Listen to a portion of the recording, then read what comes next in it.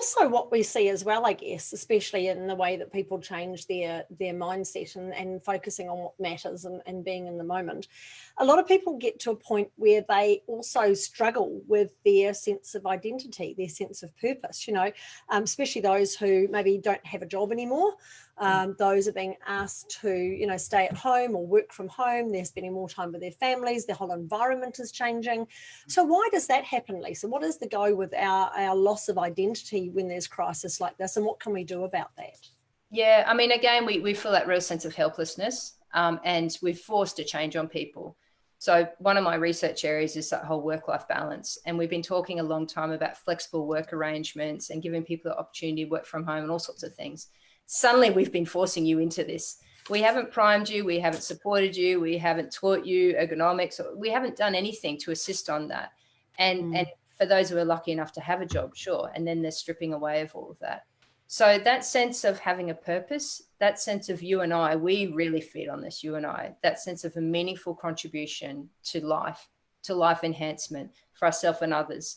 Most of us have that real need. For fulfillment and happiness, we need to feel we've done good each day. When we feel that we've done good each day, lo and behold, we go, wow, I'm a good person. Wow, I've got beautiful connections. Wow, I belong to something. Human beings very rarely do well in isolation. Human beings do well as a community, in collaboratives, having a sense of purpose and a connection. So at this point in time, we go, hey, let's social distance people. Let's feel scared about people. People might get contagious. People might do germ sharing and all this sort of stuff. Then get away from physical contact. So all these things are thrown at us. But this identity point is that sense of going, what are we doing actually to really get back to who we are and what we are? Like I said, we're peeling back, stripping back.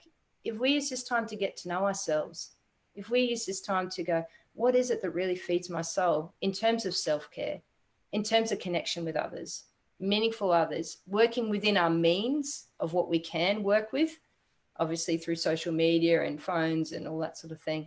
But we need to get back to reestablishing our identity, because our identity at work may no longer be there, or it might be shifted completely. But most of us have a need to put a meaningful contribution in. So some of the clients that I'm working with at the moment, they've gone from being these really amazing workers in whatever career they've done and doing volunteer work. And suddenly they can't do their volunteer work. Suddenly they're not doing their work. And they're like going, what am I doing with my time? You have to make meaning making. How can we make meaning back in your life? So suddenly they drop books over to somebody. Suddenly they make some food and drop that in. Suddenly they're talking to neighbours and community people, or they're walking in their social spaces, but they're walking and they're smiling at a complete stranger. They're checking in. They're talking about cabin fever. There's this breaking down barriers, and human kindness is actually coming in.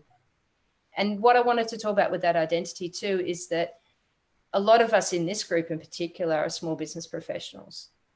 A lot of our identity is built upon our baby of being a small business professional. Yeah, absolutely. For mums in business in particular, I'm being biased and sexist here.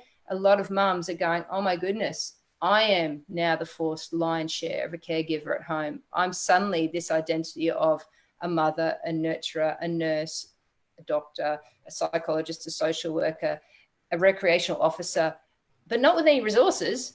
So suddenly I've got this identity hat that you and I have gone from feeling good in our practice. Suddenly we're stay-at-home parents, isolated, not resourced, and meant to feel good at it. Children are stressed too. How do we answer those stressful questions? How do we actually be those things that we're not practiced in? We're not practiced in parenting 24/7, let's face it. We are very good at delegating ourselves around, and that's what we're good at. Suddenly we're saying, be good at your identity, feel good about yourself with how you parented right now. I know you've got an older daughter. I'm not sure anything else, but how are you having those conversations? How are you saying, hey, don't go out and do risky behaviors like parties and drinking and all those other things right now. Suddenly you're having to come in and be the watchdog and the police.